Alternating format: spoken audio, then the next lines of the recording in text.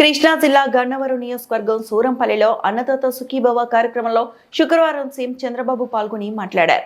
గత వైసీపీ ప్రభుత్వ హయాంలో పోలవరం ప్రాజెక్టుపై శీతకన్ను వేశారు. ఇంజనీర్లను మార్చి ప్రాజెక్టును అనాదిని చేశారు. 440 కోట్లతో పూర్తి చేసిన ప్రాజెక్టు డయాఫ్రమ్ వాల్ నిర్మాణానికి 1000 కోట్లు ఖర్చు పెట్టామని అన్నారు. ఆ రోజు పోలవరం ప్రాజెక్టుని ప్రతి సోమవారం పోలవరంగా డిక్లేర్ చేసి నేను పర్యవేక్షించి 72% పూర్తి చేశాను. డయాఫ్రమ్ వాల్ పూర్తి చేశాం. గవర్నమెంట్ మారింది, శీతకన్నేశారు.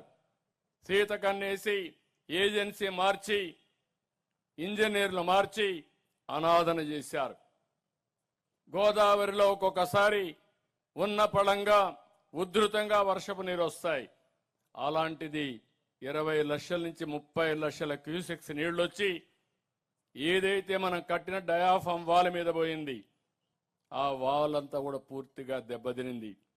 కాపాడుకోవలసిన డయాఫ్రమ్ వాల్ని కాపాడకుండా పోయి ఈ పని చేసిన దానివల్ల 440 కోట్ల రూపాయలతో పూర్తి చేసిన ప్రాజెక్ట్ని ఇప్పుడు మళ్ళీ ప్యారల్గా ఇంకొక డయాఫ్రమ్ వాల్కి 1000 కోట్ల రూపాయలు ఖర్చు పెట్టాం. ఒక వ్యక్తి చేసిన తప్పు ఎంత పెను ప్రమాదం చేస్తుందో మనం గుర్తుపెట్టుకోవాలి. మరిన్ని అప్డేట్స్ కోసం మా ఛానల్ని సబ్స్క్రైబ్ చేయండి.